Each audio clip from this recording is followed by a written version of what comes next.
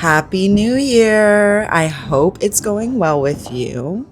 Me, on the other hand, let's talk about it. I spent my countdown stalled on the tarmac, emotionally and literally stuck on a plane, cry kissing my boyfriend at midnight like it was some sort of alternate airline universe version of that time Issa cried into Nathan's mouth on Insecure. You know the scene, right?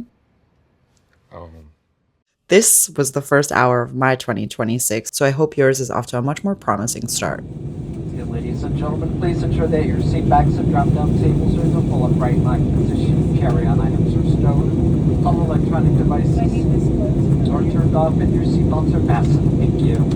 We will be through the aisle one final time to pick up all service items and be landing soon.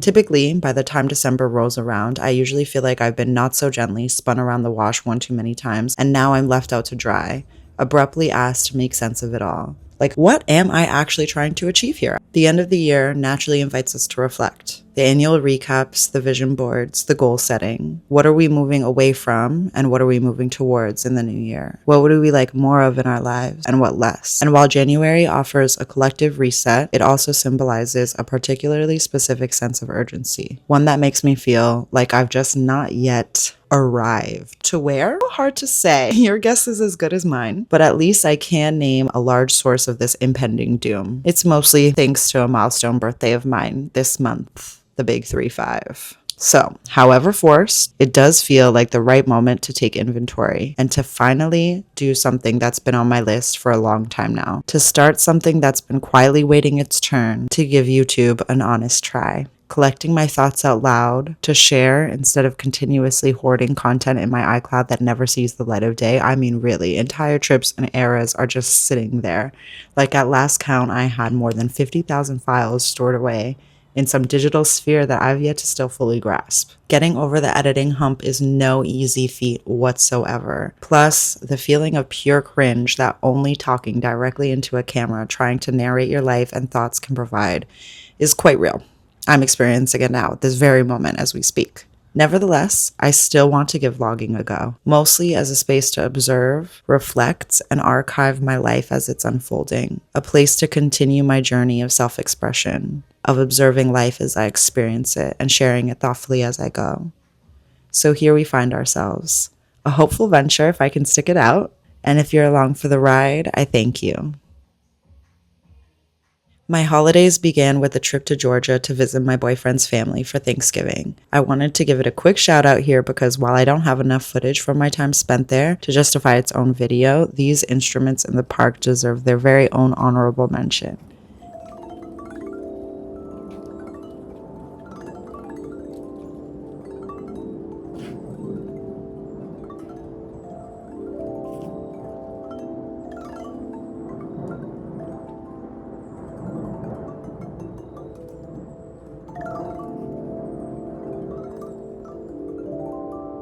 Making music and thus joy accessible to anyone strolling by. I just thought it was so cute and it made me so happy. And do you see how it literally brought the sun out to play? I swear, it was just so adorable.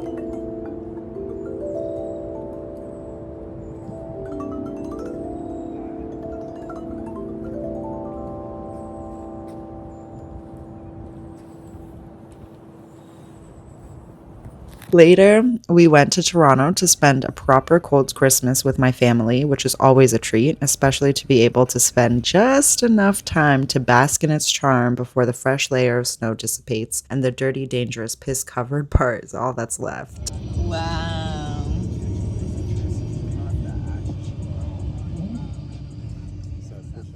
This weather really has a way of quieting everything, of making reflection unavoidable. And yet, after a lifetime of plowing through my gentle mental like a Canadian kid on their first toboggan ride, I was not feeling quite up to the task. So somewhere over the ice-capped mountains between our stopover in Colorado to California, right before our final descent from Toronto back to LA, kicking off another circle around the sun, I began tearing up.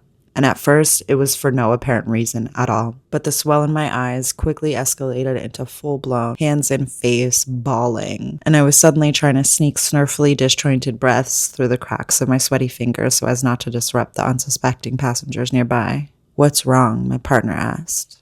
I shrugged, unsure.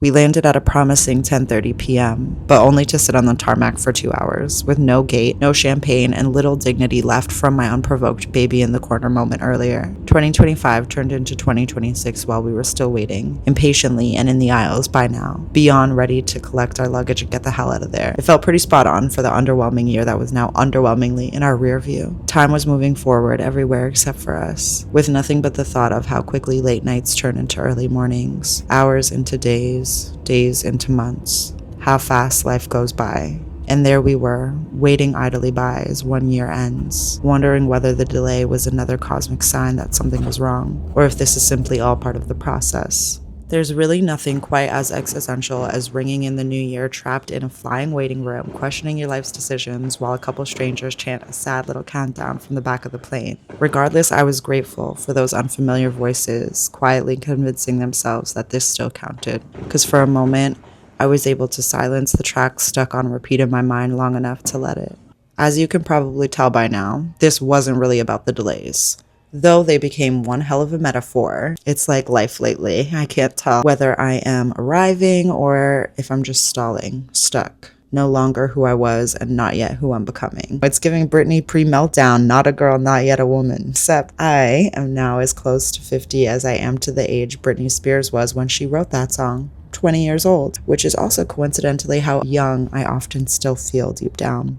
On the surface, I told myself I was just tired. I'd been traveling all day and I spent both flights editing a video I wanted so badly to be neatly wrapped up in a bow, pressed out for the new year, for a YouTube channel that doesn't exist yet, with an audience of exactly 0 parties waiting in the wings with bated breath for me to find my voice. Instead, it was just me, whispering my thoughts, fears, and hopes into my voice notes app. And not necessarily because I didn't have anything to say, the thousands of files on my drive would tell you otherwise, but because I wasn't sure I was allowed to say it without having it all figured out first.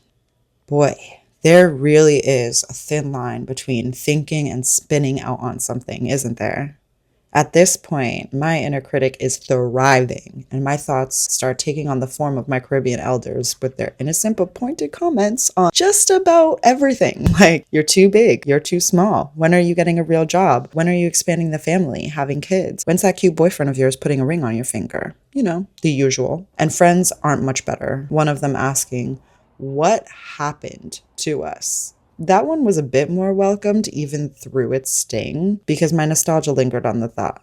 And it was fun memories of us jumping up and down on picnic tables in a field, singing along to live music in what feels like an impossibly youthful bout of energy that I couldn't ever imaginably obtain again. Tell that to future me who will be dancing my worries away at my birthday party on the beach in a few weeks. Life really could be worse. But that pesky inner critic, if left unchecked, can be quite the party crasher in the most inconvenient of moments. In between the edits and the exhaustion, I couldn't ignore it anymore. I visually thought the video looked good, but in the audio I sounded unsure, so I naturally chose chaos. Scrapping days of work, hundreds of typed out captions, and starting from scratch. So naturally, that's about around when I started feeling a lot less resolve going into the new year and a lot more uncertainty. I started thinking, I have no idea what I'm doing, I have no real sense of direction, and maybe it's time I stop pretending otherwise. Maybe the real issue isn't that I don't have the answers, but that I didn't know if I was allowed to put myself out there, to speak my mind even, before having them. My intention was that this video would help me answer some of these big life questions, but I guess God, or TSA, had other plans in mind that day, at least for the moment. Here were the real deep-rooted questions that I kept circling. How does one tell the difference between becoming and stalling, between arriving and regressing, especially when you're in limbo? When does waiting become a choice instead of a circumstance? And can I even be honest without being resolved? Like, who am I to speak up while I'm still figuring it out? So, I don't know if I have the answers, but I do know this, that becoming isn't something that we're just meant to, or even could if we wanted to, like check off the to-do list by end of day. The destination really is the journey, and the journey isn't always efficient. It isn't going to always be on time or perfectly appointed, prim and proper. and it doesn't always offer resolve immediately. Sometimes it's messy and snotty and tired. Sometimes it leaves you crying on the tarmac, counting down to a new year without ceremony, kissing your boyfriend with a little hint of salty, overthought tears, and a probable chance of another surprise rainstorm in the very near future. But not every beginning starts with fireworks. Maybe some of them start with the engines off, the lights dimmed and seatbelts still fastened. The quiet understanding that, sure, I haven't reached the finish line quite yet, but I have arrived. Maybe not at answers, but at honesty. And even though it took longer than I'd like, I did get to where I was going. And I'm sure we'll all find our way in the end.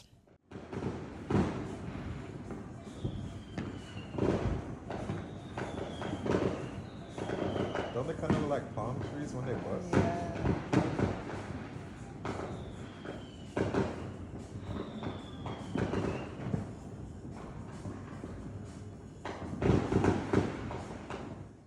If any part of this video resonated with you, I'd love for you to stick around, to subscribe if you want to follow along with the journey, drop a comment if something here landed. Either way, I'm so grateful that our paths crossed for these few minutes, and I thank you so, so much for being here.